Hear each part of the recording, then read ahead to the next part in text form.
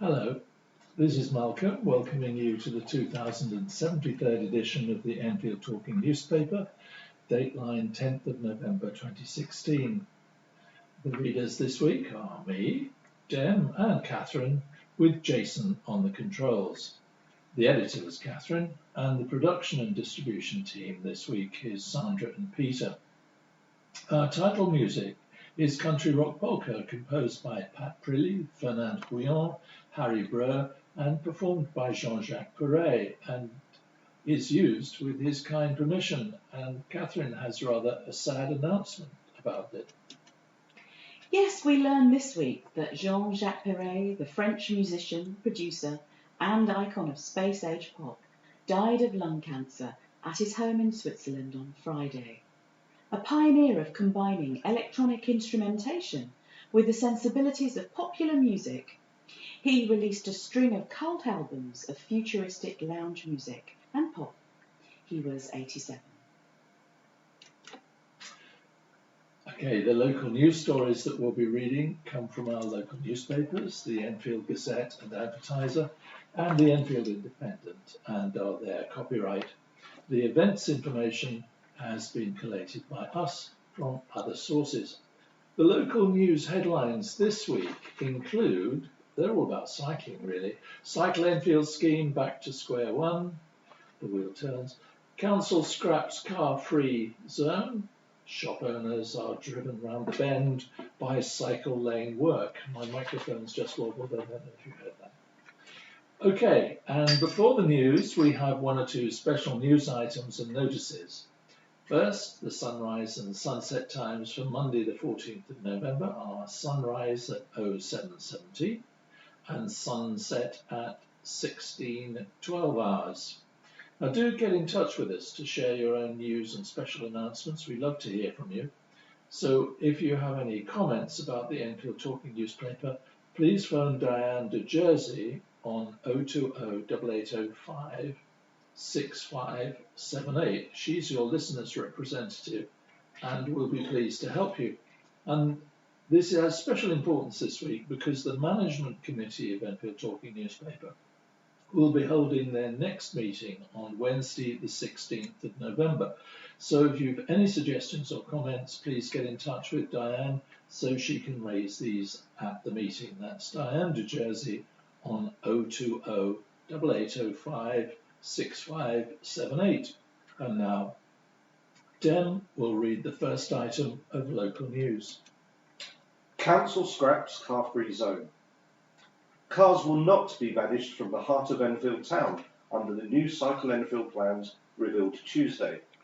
The council has tweaked the original proposals, which would have diverted cars from Church Street and made Cecil Road a two-way thoroughfare, following an outcry from campaigners.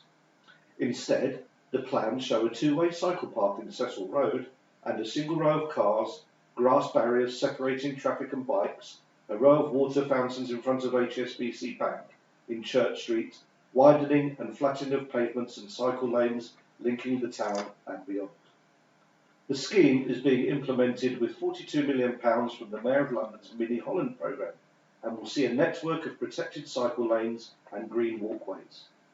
Enfield Council promises it will make Enfield Town a nicer place for cycling, get more people active, encourage walking and fitness, and help combat the borough's obesity problem.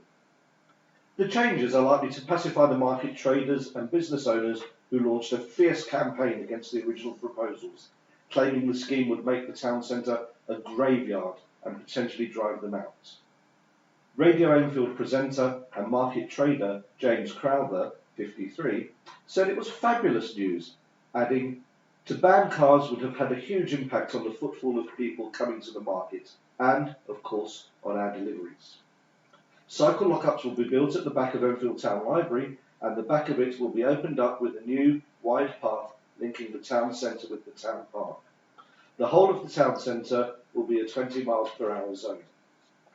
The taxi drop-off point outside Enfield Town Railway Station will be moved and the area in front of the station will be enhanced with a nicer streetscape to make the entrance more attractive and accessible."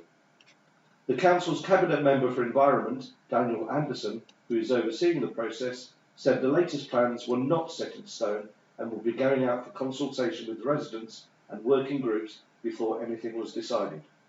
He said, "We have this amazing opportunity and want to make sure we get it right. It's not about 25-year-old men in Lycra, it's about new green routes for everyone. It's not just about one generation either, it's about the future generations. We asked young people what they thought and 79% of them said they want to be out using their bikes. Our population is growing and we need to find other ways to get around." Claire Rogers from the Enfield Cycling Campaign and Better Streets for Enfield group said she was disappointed there would be cars in Church Street, but pleased the council had listened to concerns about the amount of traffic in a two-way Cecil Road. She said, "My hope is that in a few years' time, as we use cars for fewer journeys in Enfield, thanks to some excellent cycling and walking provision, a car-free Church Street might become a reality." Shop owners are driven round the bend by cycle lanes work. Construction on the first phase of the £42 million Cycle Enfield scheme is causing mayhem for the livelihoods of businesses, they claimed this week. Shops at Mason's Corner in Winchmore Hill are blocked by diggers, barricades and traffic cones, making it virtually impossible for customers to stop in cars. Adelphia Continental Food closed 3 weeks ago, and a poster in the shuttered shop reads, "Let's ruin local businesses and the community, all for a cycle superhighway to nowhere."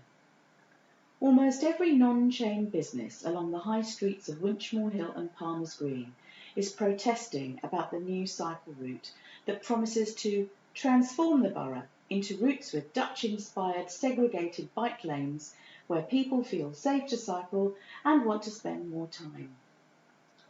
Enfield is one of 3 outer London boroughs receiving millions of pounds in funding from Transport for London to encourage more people to cycle. The A105 from Green Lanes to Park Avenue is the first stretch of highway to undergo construction work. Italian deli owner Roberto Chiappa said, "I'm worried. The council hasn't listened to us.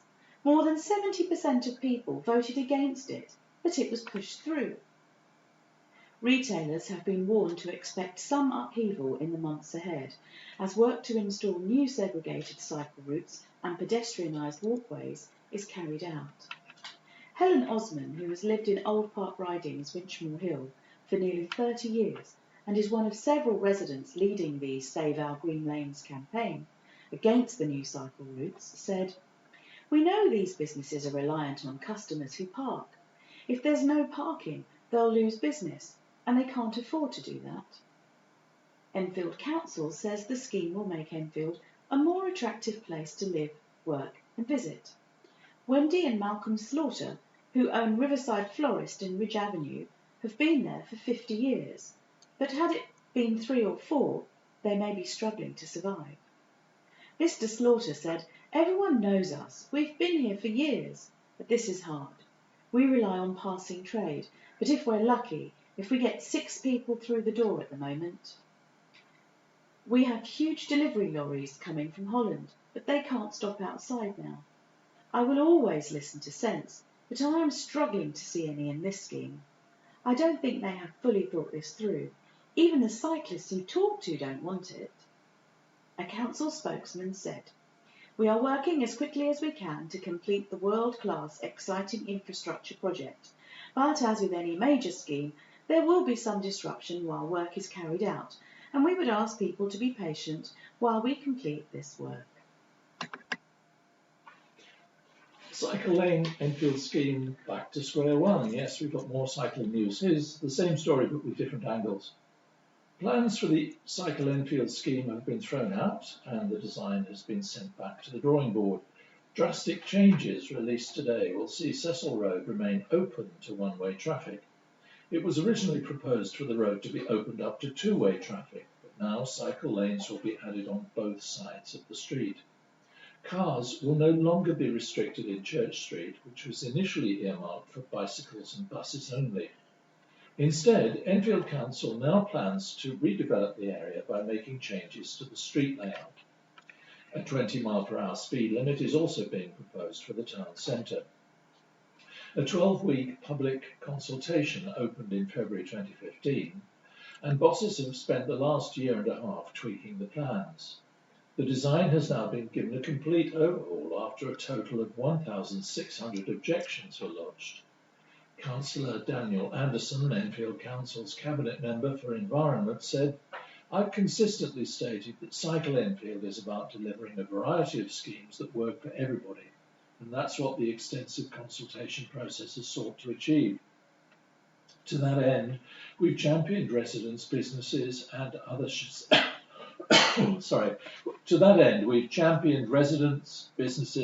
stakeholders' views, working with the Mayor's Office and TfL to ensure that the Enfield Town scheme addresses their concerns and ultimately works for us all. Our significantly revised proposals clearly demonstrate that we've listened and, importantly, ensures that this multi-million-pound investment will make Enfield a better place to live, work and visit." Cycle Enfield was announced in March 2014 after the council became one of 3 boroughs to secure £30 million worth of funding as part of the Mayor of London's Mini Holland initiative. As part of its bid, the authority proposed to make cycling safer and more attractive for residents by creating cycle tracks along Hertford Road and Green Lanes and changing traffic routing in Enfield Town to create a cycle hub. It also planned to redesign Edmonton Green roundabout to keep bikes and cars separate and introduce cycle routes on less busy roads as well as areas for commuters to store their bikes securely. However, campaign group Save Our Green Lanes took the council to court twice over plans, applying for a judicial review against the scheme. The local authority won both cases, leaving the group with a £10,000 legal bill. Another exhibition of modified plans were due to go on display to the public in January, ahead of the final statutory consultation in spring 2017. At the time of going to press, it was unclear whether Enfield MPs Nick Dubois, Joan Ryan and David Burrows were aware of the plans. The embargo, which was lifted at midnight just before publication, prevented the Enfield Independent from contacting campaign groups. Parties in bust-up over leaked email. The unfortunate Hillary Clinton wasn't the only one at the centre of an email controversy as the US presidential election loomed. Enfield councillor Katherin found herself in the spotlight too. The Labour member for Turkey Street Ward, who is in the United States to view the elections in a personal capacity, sparked a storm with an email sent to explain her absence. Furious Tories clashed with Labour after the email was leaked, with both sides accusing each other of failing to take their role of scrutinising council decisions seriously. In the email, in which she informed colleagues that she would not be able to attend the Overview and Scrutiny Committee meeting on Thursday night, Ms. Chiba accused the Tories of absolutely playing silly games over 4 council decisions they had called in to be scrutinised. They include the council's worsening finances and its £7.9 million overspend, the loss of tennis courts because of the expansion of Edmonton Cemetery, the introduction of fortnightly green bin collections, and the refurbishment of Enfield Highway Library. Ms. Chiba, who is in America with Southgate Green councillor Claire Stewart, asks if someone can call for her, describing the call-ins as vexatious and adding, "We need someone who can give them," the Tories, "a hard time and direct questions at them rather than at the cabinet member concerned." This week, the Conservatives condemned her remarks, calling for her to be removed from her position on the committee, for which she is paid an extra £8,400 special responsibility allowance on top of the basic £10,570 councillors receive. "I don't think when the people discover the council budget is out of control, they will think we are playing silly games," said Conservative Group Leader Terry Neville. The email shows he has no concept of the role of a scrutiny member and seems to believe the role of an Overview and Scrutiny councillor is to protect fellow Labour councillors from questioning. If the council leadership has any regard for the council taxpayers of Enfield, she will be asked to stand down from her position immediately, he added. But Labour hit back, claiming the Conservatives have showed little evidence of commitment to scrutiny themselves. "This is ridiculous nonsense by the Tories," said Labour Group Deputy Leader Achilleus Georgiou. These are the same Tories who walk out of council meetings, fail to turn up to cabinet meetings or read scrutiny papers, but are happy to take their allowances. Democratic Party candidate Mrs Clinton, who will find out today, or she's already found out, whether she has beaten Republican rival Donald Trump to be elected President of the United States, has faced criticism over her use of a private email server while she was Secretary of State. Terror as firework rips through flat. A woman and her son were subjected to a terrifying ordeal by a mob of masked youths who recklessly launched fireworks on Halloween. The rampaging teenagers, who had their faces covered to hide their identities, launched a lit firework through the open balcony doors of her flat in Hertford Road, Enfield Highway, causing hundreds of pounds worth of damage. The firework tore through the room at high speed, scorching everything in its wake, burning through chairs, carpet and skirting boards. Angela Bailey, 39, said, "It was absolutely terrifying. I had the doors open and heard all the commotion on the street. I looked out and there were loads of teenagers with their faces covered up, throwing fireworks at cars and people. I shouted at them to stop, and then one came whizzing past me and into my home."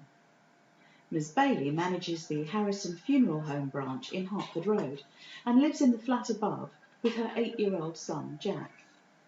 Police confirmed they were called to Hertford Road at the junction with Addison Road, following reports of a large crowd of youths firing fireworks at a public place at about 9:45 p.m. on Monday last week. The road was temporarily closed as they tried to disrupt the group, who then turned their attentions to throwing fireworks at the police. A police spokesman said no arrests were made. A criminal damage report was completed after a local business was damaged as a result of fireworks thrown. Inquiries are ongoing.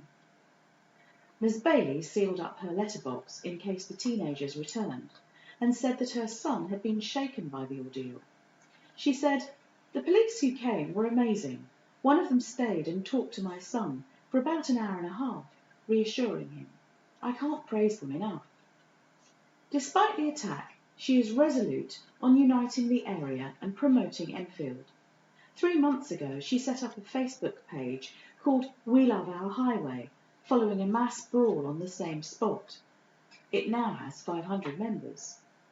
At the time, 200 youths staged running battles for up to an hour after a late-night party erupted into violence in Hertford Road near the junction with Green Street. She added, "This is a good area, and if we all stick together and let the few who are trying to spoil things know we are resilient, they will go away." Boundary plans need a rethink. Proposals to redraw constituency boundaries would undo the hard work undertaken in Enfield to bring diverse communities together, a group representing the borough's 50-plus residents has warned. As part of a proposed shake-up of parliamentary constituencies, Enfield Southgate would be split up. However, Enfield Over 50s Forum, which represents more than 6,000 people, has urged the Boundary Commission to think again. In a submission to a consultation, Forum President Monty Meth said that the Commission was destroying many years' hard work by all political parties and voluntary sector organisations in seeking to create an environment where our many diverse communities come together under a single local authority. If the plans go ahead, 60,000 residents pardon me.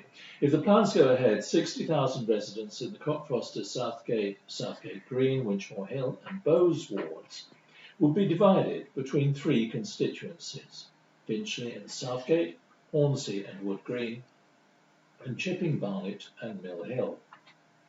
The 3 constituencies include areas covered by 3 borough councils, Enfield, Barnet and Haringey. Mr Meth said, "The plan must undermine the community cohesion and community allegiance we have created and achieved in Enfield." He said the current situation with electors represented by MPs for Enfield Southgate, Enfield North and Edmonton works well and should not be changed. By 2022, it is predicted there will be 220,000 electors in the current constituencies, which would justify retaining the 3 MPs, he said.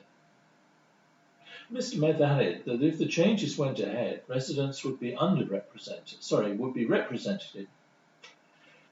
I'll start again. Mr. Meth added that if the changes went ahead, residents would be represented by Enfield councillors, but underrepresented by MPs whose major interests must inevitably lie with different boroughs and local authorities containing the majority of their constituency. The current Enfield Southgate MP, David Burrows, is campaigning against the Boundary Commission proposals. Mr. Meth said that Mr. Burrows had told him he was worried about splintered representation in Enfield. He added, it cannot be in Enfield's best interests for Enfield Southgate to split across constituencies where 2 wards, Cockfosters and Bowes, would be orphaned to Barnet and Haringey constituencies. It also doesn't make community or geographical sense for Southgate wards to be fused to Finchley wards and become a minority interest. Silent soldiers serve as a remembrance reminder. Imagine coming face to face with a soldier in full military uniform from World War I. Well, that's what visitors to a church have in Enfield Town encountered as part of commemorations to honour the borough's war dead in the run-up to Remembrance Sunday this weekend. Volunteers from the congregation at St Andrew's Church have been patrolling it dressed as World War I and World War II soldiers for a few hours each day. They do not speak to visitors, but instead hand out the name of a fallen soldier who lived in Enfield. The silent soldiers are just one of a number of special commemorative events, including displays, which are being held in churches across the borough this week to remind the community of the hundreds of soldiers from Enfield who lost their lives in both conflicts. At St Andrews, a biographies tent has been set up where visitors can learn about the lives of soldiers serving in both world wars, as well as those who fought in other conflicts across the globe. Reading about the soldiers' lives will hopefully connect people to the reality of what they went through, explains St Andrew's Vicar, Reverend Steve Griffiths. There are also interactive activities whereby visitors can make paper doves and write prayers on paper hands. Visitors to Christchurch in the Green, Southgate, will get a snapshot of the lives of World War I soldiers who fought at the Battle of the Somme 100 years ago. Church Warden Philip Dawson, 37, carried out a year's research into the 146 names of the soldiers which are presented on a wooden tablet in the church, and a selection of biographies are on display. He was successful in researching up to 80% of the soldiers and even the streets in which they lived before they went to war. A poster of a map will also be on display with poppies marking where each known soldier lived. Many people in the local community may not know about our local soldiers, or that there was a soldier who lived virtually in every street in the parish, so it really brings it home, said Mr Dawson. Reverend Dr Crichton Limbert, Vicar of Christchurch, said it is very important that the community did not forget those who had sacrificed their lives. By reading their stories, people can put a face to the names of the soldiers, men who were members of our church, he added. Farewell to arms. Give police officers guns that don't kill. The coroner, at an inquest into the death of a mentally ill man shot by police, has questioned whether officers could be armed with a new type of weapon to make them less likely to fatally shoot suspected assailants. James Fox was hit 5 times after 2 Metropolitan Police officers opened fire as he opened the door of his flat in Picardy House, Enfield, on August 30th last year. Jurors at an inquest at North London Coroner's Court in September found Mr Fox's death was lawful, adding the police officers believed they needed to use force to defend themselves. The court heard the 2 officers, who cannot be named for legal reasons, shot Mr Fox as he raised a weapon towards them. The 43-year-old, who had a history of mental illness, died at the scene. At a further hearing on Friday, Coroner Andrew Walker raised the issue of the spread and number of shots fired as he received submissions from legal representatives for the Fox family and the Met Police. Barrister Matthew Butt for the police said it would be an unfair premise to assume firearms officers were poor shots. He told the court some of the circumstances of Mr. Fox's death were impossible to train for. However, the coroner queried whether another sort of weapon could be made available that would be less likely to result in small yet deadly wounds. He said, "The difficulty here is, should there be consideration at these close ranges of another sort of firearm that does not cause small penetrating injuries, but rather uses a larger projectile to knock a person to the ground?" Mr. Butt said there were no such devices at present that came close to meeting the required standard. This suggested there was a national appetite for the creation of such equipment, the coroner replied. Growing old is not optional. Tell me about it. A care home is to be demolished and rebuilt to meet the increasing demand of people with dementia.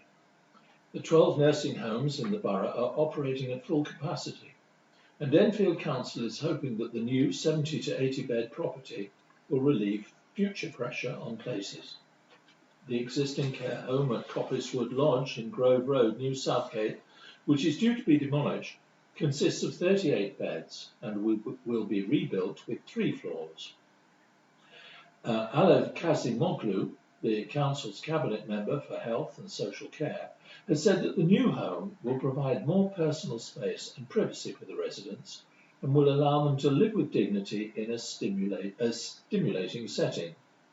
Coppicewood Lodge residents will be rehomed at Elizabeth House in Hertford Road, Enfield Highway, until the new care home is ready.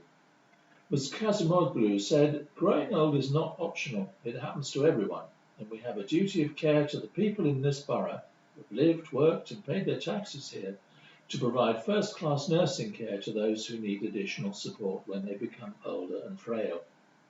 The new care home will enable us to do precisely that." Enfield among worst areas for exclusions. Worryingly, Enfield has the second largest number of students in London who have been expelled from school, new figures have revealed. According to official statistics on the government website, 67 Enfield pupils were permanently excluded in 2014-2015. Only Lewisham, with 73 pupils, saw more students kicked out of education during the school year. Worryingly for Enfield, this figure is more than double the number of pupils excluded in 2013-2014, rising from 30 to 67. The data showed 62 of the students were from secondary schools, while 5 were expelled from primary schools. Of the cases where a reason was given for exclusion, 22 were for continuous disruptive behaviour, 12 for assaulting fellow pupils, and 5 were kicked out for verbally abusing an adult. 28 cases either had no reason given or were listed as other. Students who had been given fixed period exclusions, told to stay away from school for a set number of days, were also listed, with 2,680 pupils punished in this manner during 2014-2015. A total of 6,680 days of school were lost for these students, working out to 4.16 days per pupil. Very precise statistics there. Seeking Independence, this is an opinion piece and it's sent to us from Councillor Nassimi Erbil, an independent councillor for the Lower Edmonton ward. Following recent developments with my personal circumstances and after considering carefully the needs and wishes of the community and the residents, I have come to a decision to continue my role as councillor independently until the end of my service and will not be standing again next term. Whilst in office, I have always carried out my work and commitment towards my colleagues and ward members diligently and will be continuing to do so until the end of my term in office. On another note, I have always used my allowance for the work I do for the residents and the ward, but for the remainder of my time in service, I have decided to donate my allowance to our local Citizens Advice Bureau for politically correct reasons, and will continue to personally fund expenses for my future ward work. I have today sent the same email to my colleagues and look forward to working with them all on issues in my ward should the need arise. Commuters oppose more cuts to diabolical service. Plans to cut the number of trains during peak times have been branded pointless and inconvenient by Enfield commuters. Railway bosses want to reduce Great Northern morning services between Grange Park and Moorgate from 15 trains to 12. The proposals could also see 12 instead of 13 evening peak trains and 4 instead of 5 trains between 7 p.m. to 7:59 p.m. Nicola Jefferson, who commutes to and from Victoria Station, said, "We want the existing frequency of peak trains to be maintained and even increased in response to rising demand." She added, "Speaking to people in the local area, it seems like the vast majority have not heard of the proposal at all. Reducing the service during peak times will affect many people travelling to work and balancing their family commitments such as childcare." Commuter Claire Johnson wrote, "Great Northern are forever cancelling trains as it is. Diabolical service." Journeys at Grange Park have risen from 182,000 in 2004-05 to 405,000 in 2014-15. Great Northern launched a consultation in September, and people have until December the 8th to share their views. Andrew Frogden said, "We already have trains waiting for an extended period at Winchmore Hill in the evening before speeding through Grange Park. This is pointless and inconvenient for local passengers." Roger Perkins of Great Northern said, "This proposal for the morning peak was based on our understanding of passenger demand. We will be reviewing everything people are telling us. We want passengers to help us shape their train service." And this is another opinion piece from a letter from Rana Singh of Green Lanes, Palms Green, and it's about Cycle Enfield yet again. And it says, "In response to the question, is Cycle Enfield money well spent? Only time will tell. When we come to review the scheme, let's not forget that the projected total cost is £42 million, of which 71.42%, or £30 million, is funded by Transport for London, leaving Enfield Council to fund the remaining 28.58%, or £12 million. Councillor Daniel Anderson should tell us where this, if readily, Anthony Fisher asked about the safety of bus passengers boarding and alighting from buses directly from and onto cycle lanes. This same question was asked on June the 22nd at a meeting organised by Enfield Over 50s Forum and addressed by a council officer on the health benefits of Cycle Enfield. A cyclist at the meeting assured us that there was no problem, as competent cyclists, of which he is one, would not use the cycle lane. He said that those in the cycle lane would have plenty of time to stop, presumably because they would be going so slowly. I hope we all feel reassured now. Finally, I would like to propose that when the current works along Ridge Avenue are completed, including the moving of the zebra crossing to the north of Green Dragon Lane, the council activates the new bus stops, thereby forcing buses to stop in the middle of the carriageway. This is an ideal opportunity for the council to monitor the scheme's effects on pedestrians, bus users, the shops on Mason's Corner, and, dare I say it, traffic. But will the council have the good sense or guts to do so? I doubt it. And now for some sport. Notable wins for Payet at Hungarian Open event. An Enfield table tennis player reached the cadet doubles quarterfinals and the last 16 of the singles as she produced some impressive wins for England at the Hungarian Youth Open. Denise Payet and her partner Alma Roos eventually fell to third seeds Tung Chuan Xian and Yu Ji Huang from Taipei 3-1. Payet and Roos were seeded 7th and went straight into the last 32, starting well as they beat Adamic Zengs and Shilva Chaslet of the host nations 3-0. They then had to dig deep to stave off a fight back by Tatsiana Chakavia and Daria Kiesel of Belarus, winning 3-2 before they were knocked out in the last 8. In the singles, Payet won both her group matches to go into the knockout stage, where she beat Spain's Emma Ruiz 3-1 in the first round. In the last 32, Taipei's Zhu Xiaoshang was swept aside 3-0, but Payet's run was ended by Claire Picard in the last 16, with the French girl taking it 3-0. The 15-year-old Enfield County pupil also featured in the older junior age group singles, winning 2 of her 3 group matches to reach the last 64. Football. Barker thrilled with Cockfoster's fine form. Manager Dean Barker hailed his Cockfoster side after they eased to a 2-0 victory at home to Biggleswade United on Saturday to climb into 3rd place in the Spartan Premier Division table. Even though they have only been beaten once in their last 13 matches in all competitions, Cockfosters have been frustrated by a series of draws in recent weeks. However, they put this behind them with a dominant second-half display over the weekend as a Tom Massey penalty and a Karesh goal gave them maximum points. It was a very good win, Barker said. Biggleswade are one of the better teams in the league, and I expect them to finish in the top 6. Biggleswade played well in the first half and probably had the better of the play, but we were excellent after the interval. We created a lot of chances and probably could have won by more. Everyone played well, but I thought Taylor Wild had a really good game at left back. He's a youngster on loan from St Albans and has been waiting for his chance for the last few weeks, and he really made the most of his opportunity.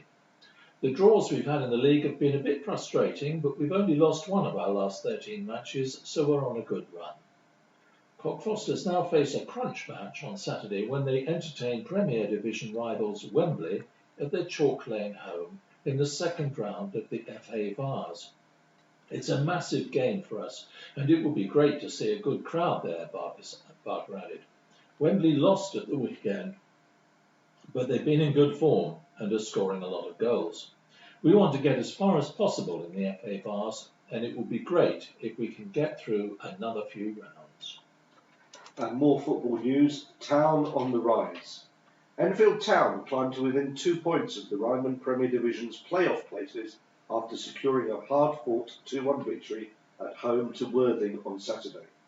It took the hosts just 11 minutes to break the deadlock through Scott Shorten's first goal for the club, but an impressive Worthing side fought back well, and Jack Cook levelled the scores prior to the interval.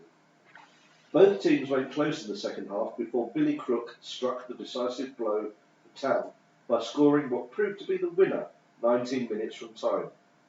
It was a very good victory, said manager Bradley Quinton.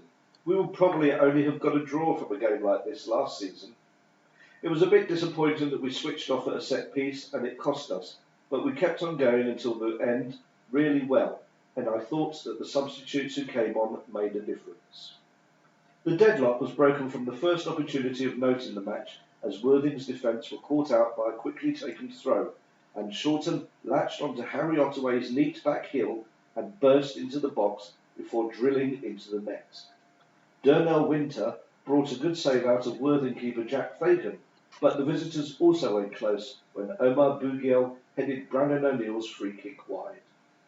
It came as little surprise when Worthing equalised in the 34th minute. A corner fell to Corey Heath at the back post, and although his effort was blocked, former Cockfosters man Cook was on hand to stab the ball home from close range. Town should have gone back in front just before half-time when a terrific cross from Mickey Parcell picked out a completely unmarked Ottaway little more than 6 yards out, but he failed to make a proper contact with the ball, and Fagan was able to make a comfortable save. Worthing made much the better start to the second half, and Rhys Stanislas was denied by a stunning double save from homekeeper Nathan MacDonald, while O'Neill saw his 30-yard free kick hit the bar. The introduction of Keir Dixon and Tom Collins as substitutes helped the hosts to work their way back into the match, and Bobby Devine had a low shot turned behind by Fagan at full stretch before they went back ahead when a fine move ended with Parcell squaring to Crook, who placed his shot to perfection through a crowd of bodies as the ball nestled in the bottom corner of the net. Worthing attacked with purpose after this, but the hosts held firm as they sealed a win which saw them climb up to 7th in the table. Enfield Town go to Kings Langley in the second qualifying round of the FA Trophy on Saturday at 3 p.m. They will then visit Barnet in the Middlesex Senior Cup on Monday, 7:45, if the trophy clash does not go to a replay.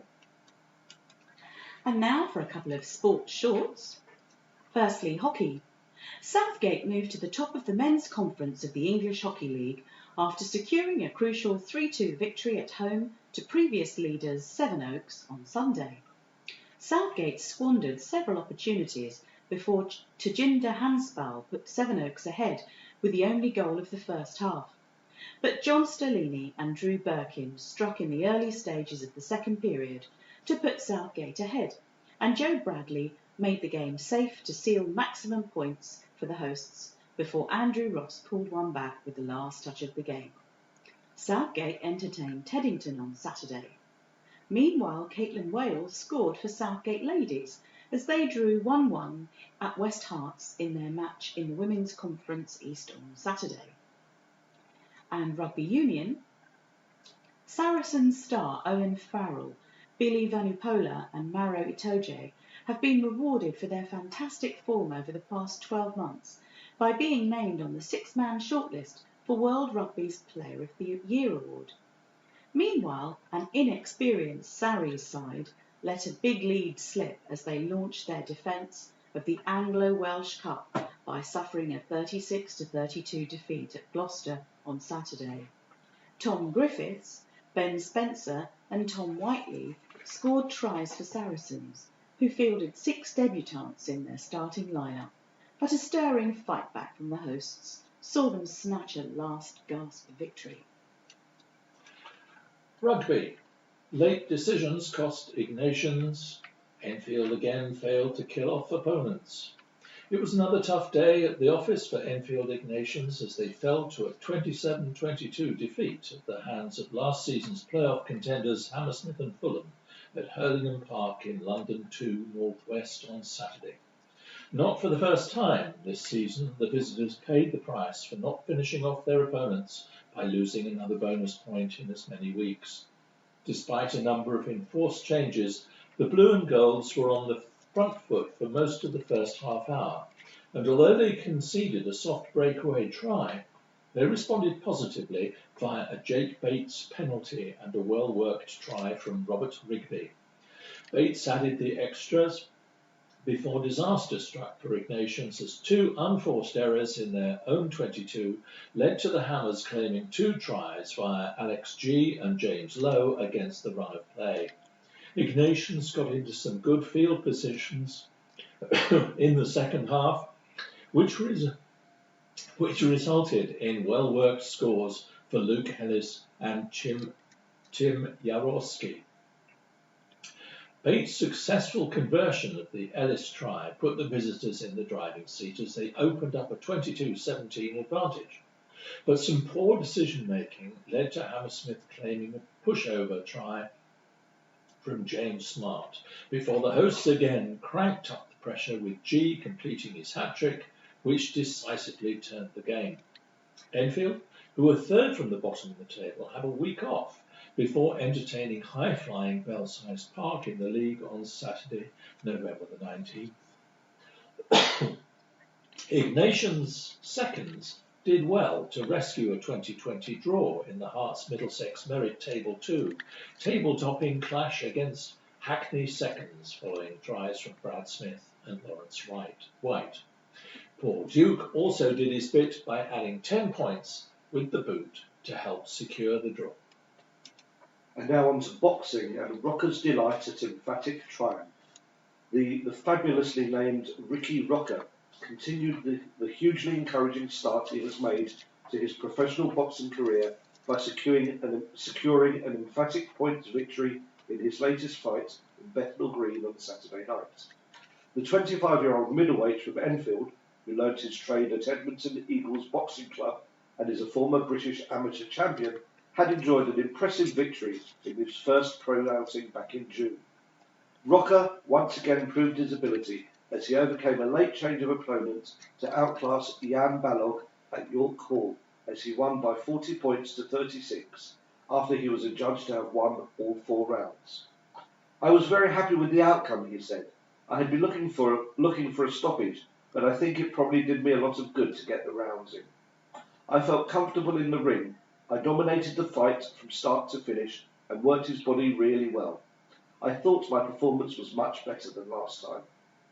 I had been due to fight a southpaw and had a last-minute change of opponent, but you have to be prepared for this sort of thing to happen. I'm going to try and get another 4-round fighting before the end of the year to build up more experience and then move up to 6-rounders next year.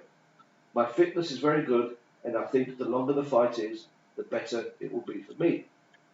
Meanwhile, the same bill saw Edmonton's light heavyweight Spiros Dimitriou win the first belt of his professional career as he secured a technical knockout against Hungary's István Orsos to claim the vacant International Challenge title. And this Saturday sees another Edmonton Eagles Boxing Club member in action at York Hall as cruiserweight Nick Parper from Palmer's Green takes on Slovakia's Mario Lakatos. Okay, we've now got some events to talk to you about.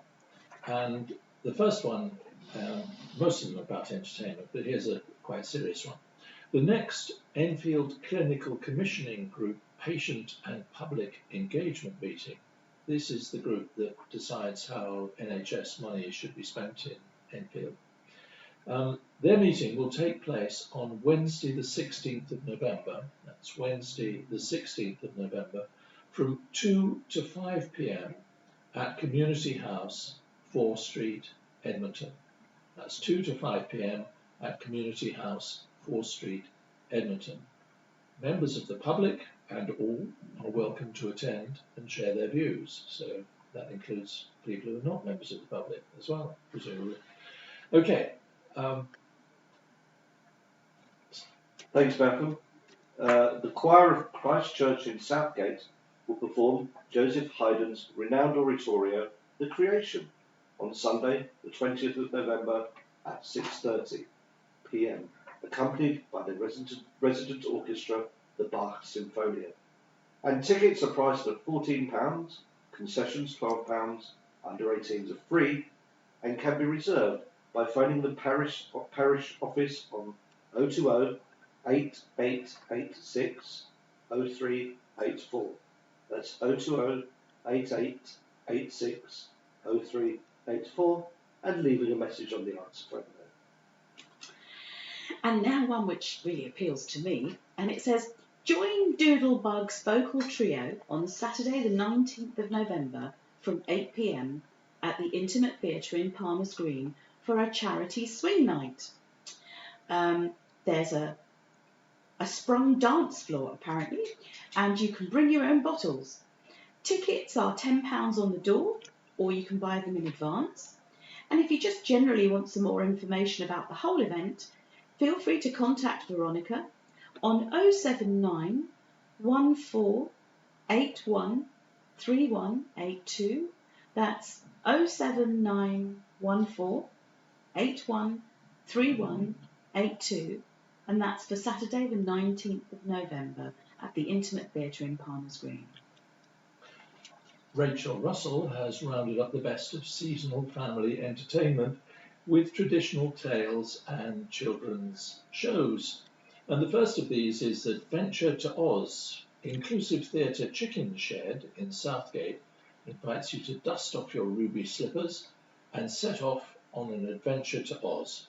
You'll meet familiar faces, including Dorothy, the Scarecrow, and the Tin Man, but you'll also be introduced to Patchwork Girl and Ojo the Unlucky Munchkin. The story features the famous Yellow Brick Road, but has a slightly different angle as a band of friends set out on a quest to release Ojo's uncle from an enchantment that has turned him to stone.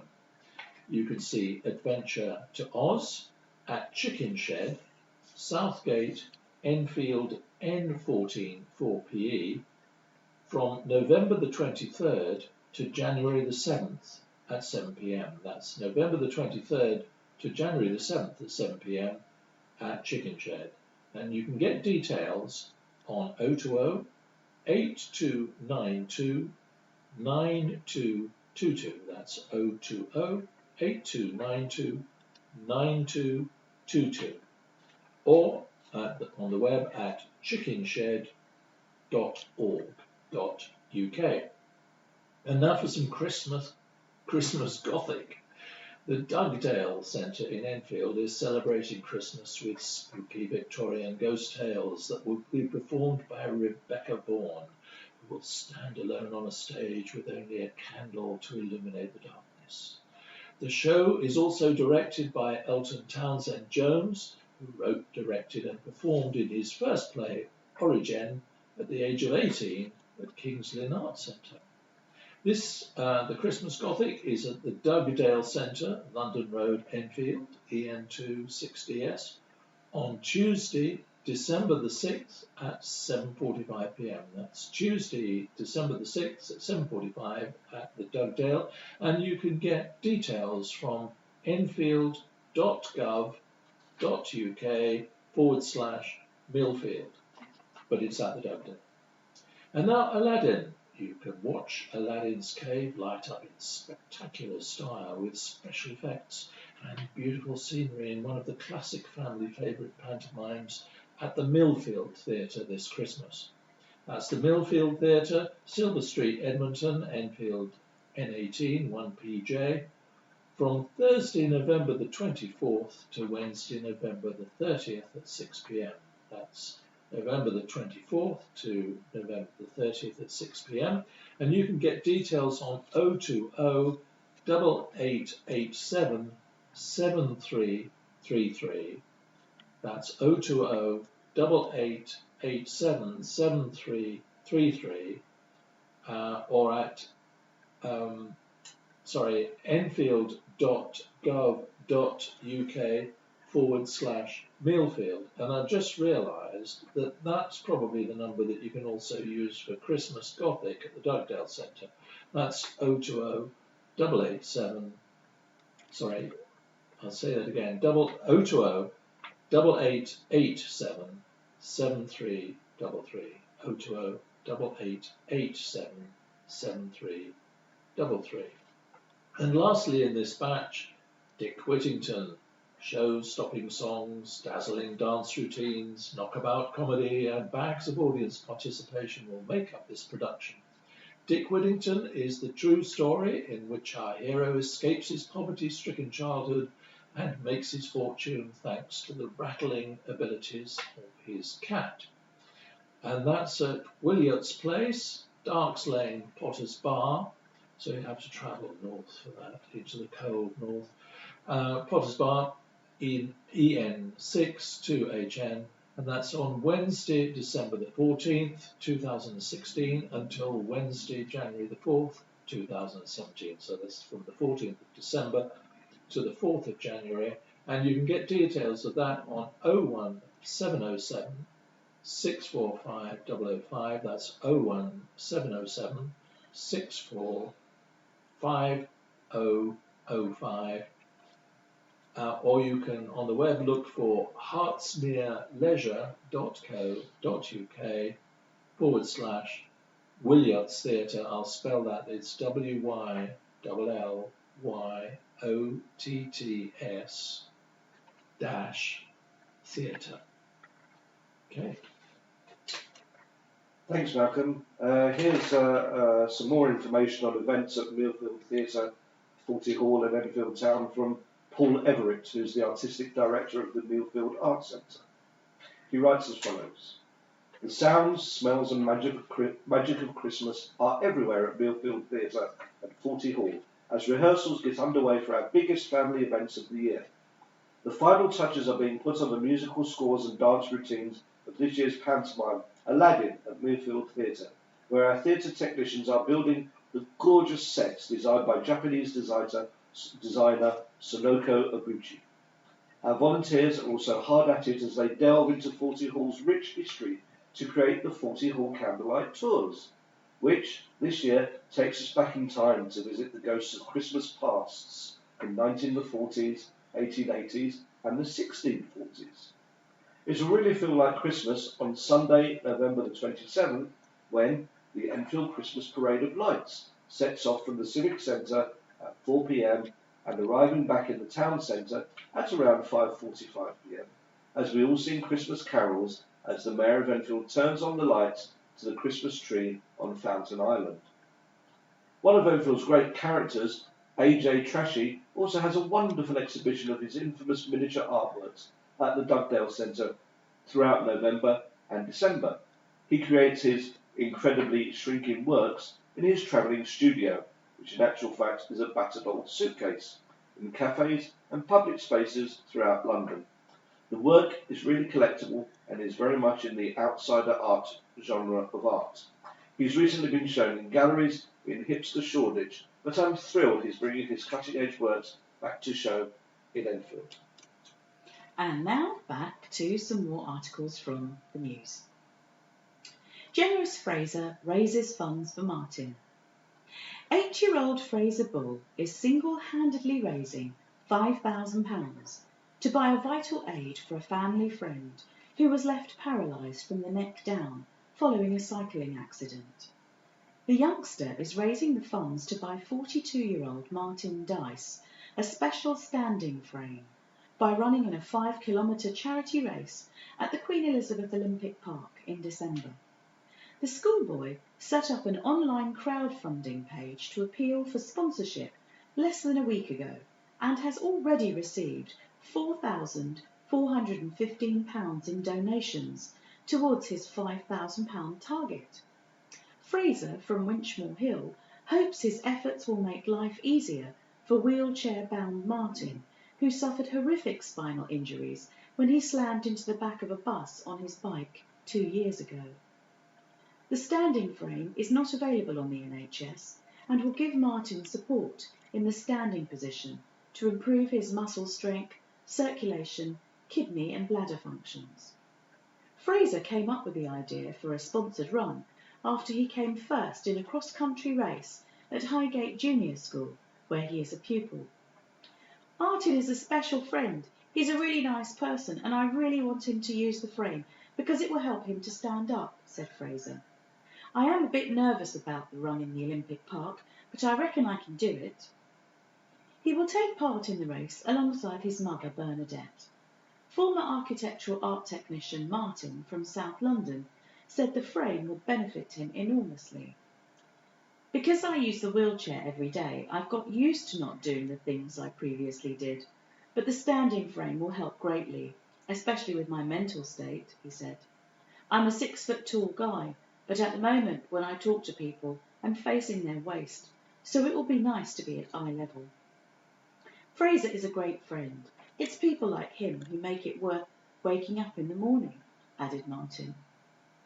To donate to the crowdfunding page, visit www.justgiving.com/crowdfunding/Fraser's Run for Martin. Fraser's Run for Martin.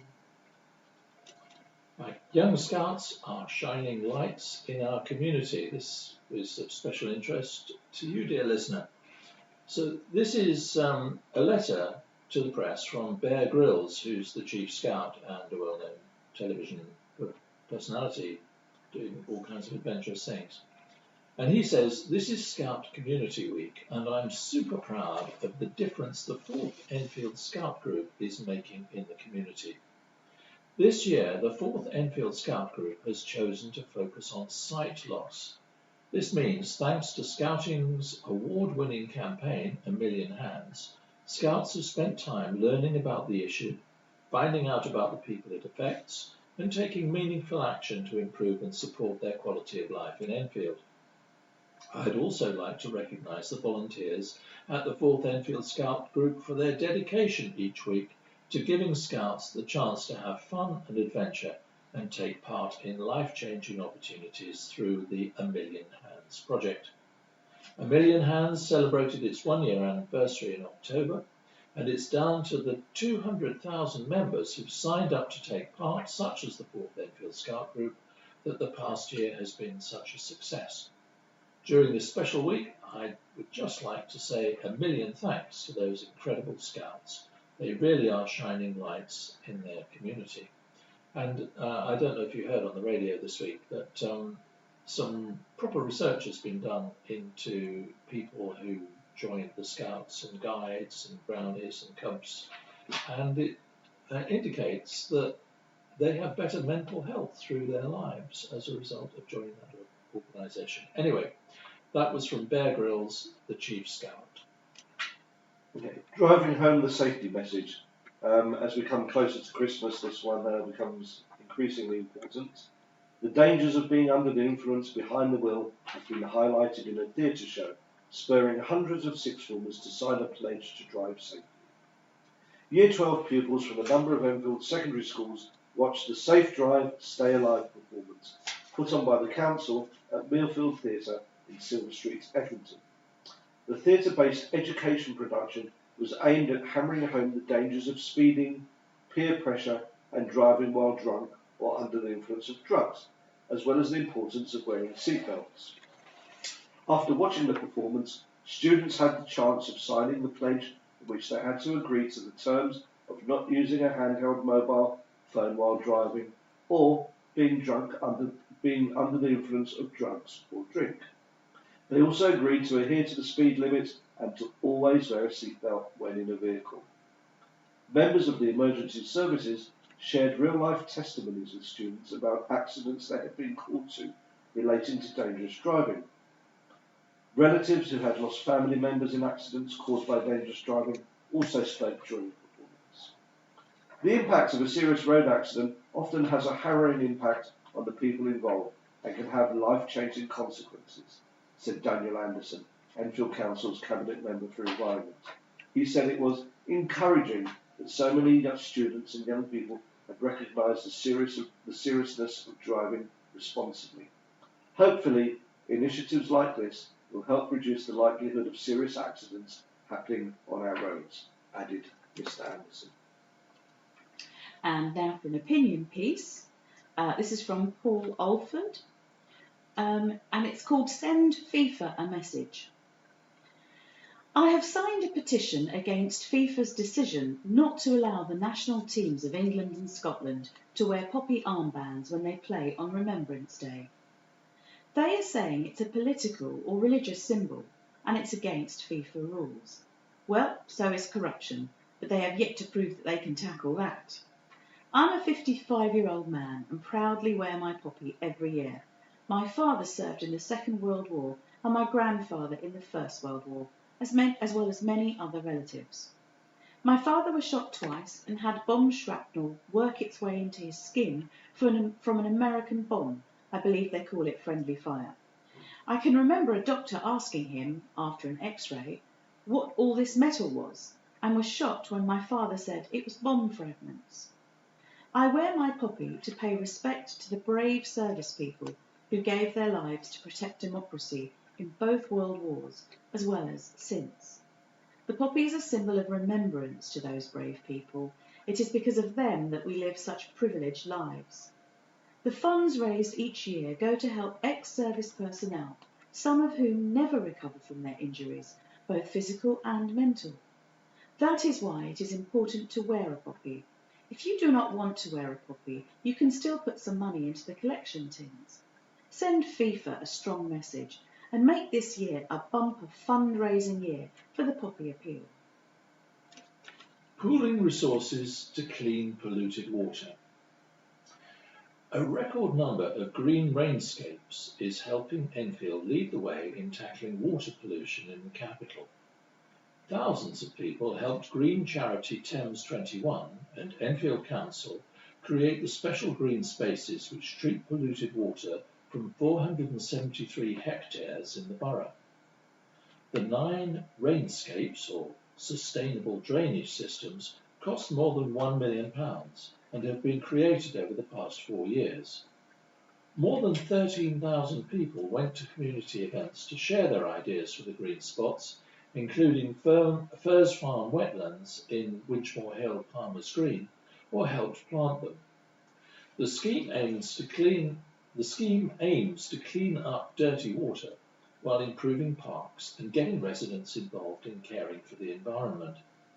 It attracted £1 million in extra cash from the Environment Agency, the Greater London Authority, Thames Water, and the Department for the Environment, Food and Rural Affairs.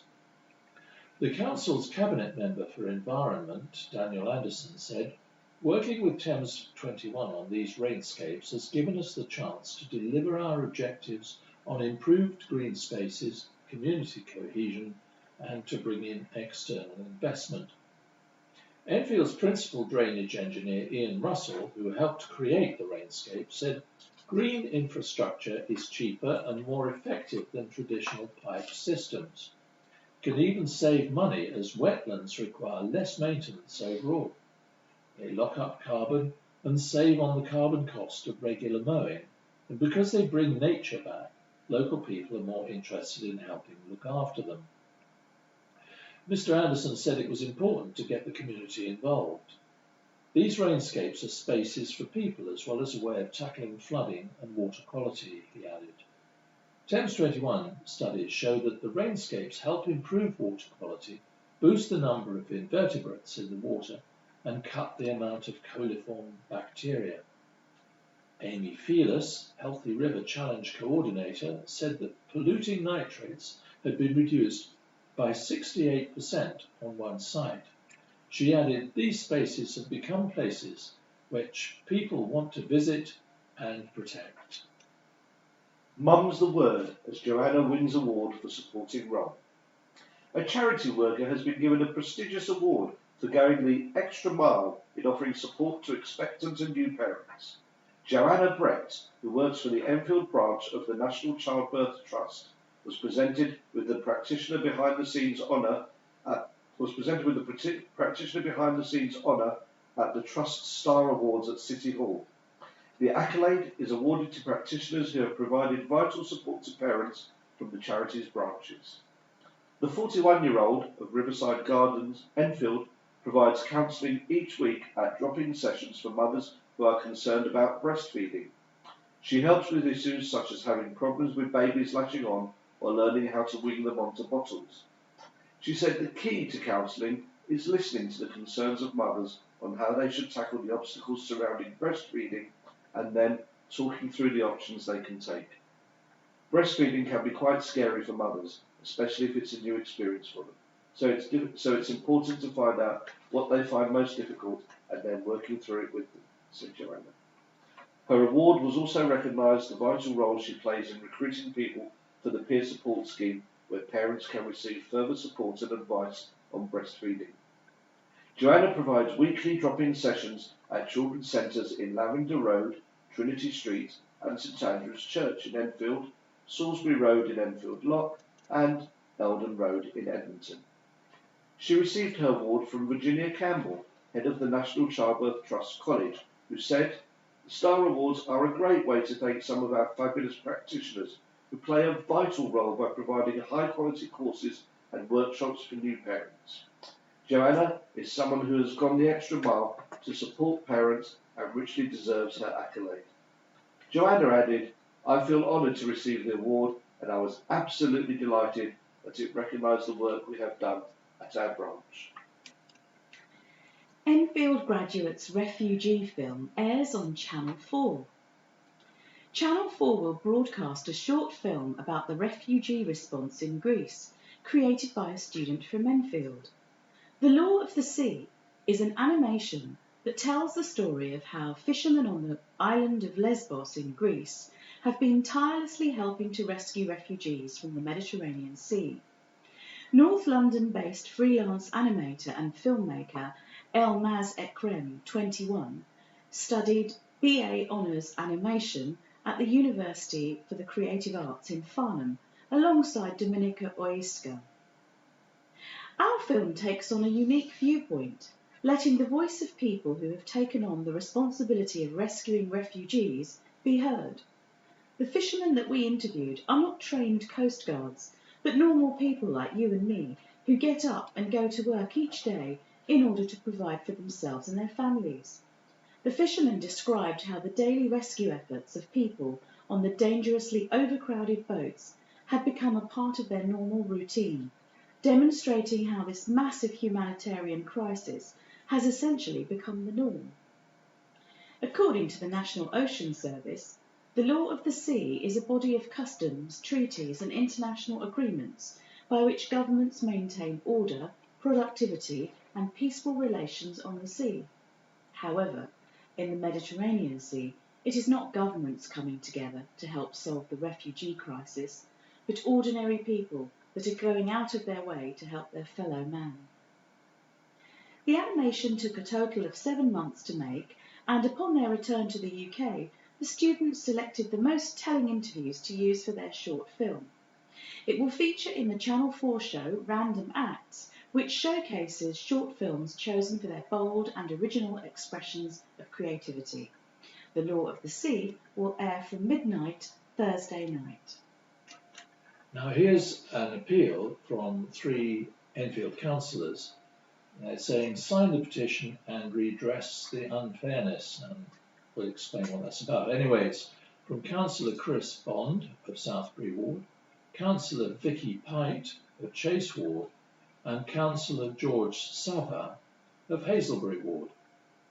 And they say that having recently recovered from surgery, A&E, in and outpatient treatment at the Royal Free, Chase Farm and Barnet, and North Middlesex hospitals, we're grateful for the opportunity offered in these pages to thank the NHS staff of all nationalities and backgrounds for their skill, dedication and kindness in protecting all 3 of us from potentially life-threatening conditions. To them, we were simply retired. Our treatment matched that of other patients. We pay tribute to the 1945 Labour government vision for a National Health Service which ensures good health and well-being for all, the most fundamental of equalities free at the point of use. The economic argument for universal health care, too, is compelling, because a healthy population is resilient, resourceful and hard-working. Which is why we want to take the opportunity of our own good fortune and gratitude to remind residents that our local and public health services are chronically underfunded, a long-standing injustice compounded by the unprecedented cuts in government funding for Enfield, which leaves us with less than £500 compared with £900 per head for some London boroughs. I'll just read that again. That's Enfield gets £500 per head compared with £900 per head from some London boroughs. We want to ensure that Enfield prospers and that the sick and vulnerable are cared for. We urge every resident in Enfield to support the Over 50s Forum petition for fair funding for Enfield. Now, they give, after this, a very long web address, which I'll give you, but before that I'll give you the phone number for the office, which I just looked up. So the office number for Enfield Over 50s is 020 8807 2076. That's 020 8807 2076, and they'll probably help you in terms of telling you how you can add your name to the petition without going through this big palaver of this web address. But I'll now give you the web address. It is https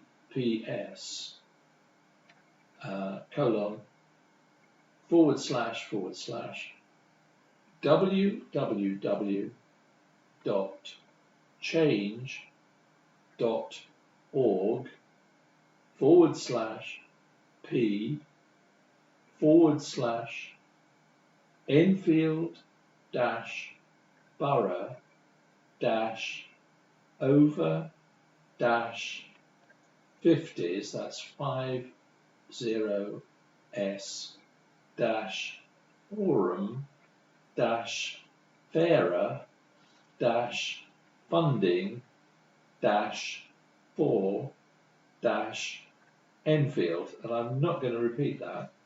So I told you it would be long, and you might prefer to telephone 020 8807 2076. And on a slightly lighter note, thousands flocked to watch the firework extravaganza at the Walker Ground in Southgate on Saturday to celebrate Bonfire Night. The annual event raises funds for the Walker Ground Trust, which provides a number of sporting facilities at the ground in Waterfall Road, Southgate. Visitors enjoyed a colourful display of fireworks, followed by music. Stalls offered a variety of food, including my favourites hot dogs and Caribbean specialities.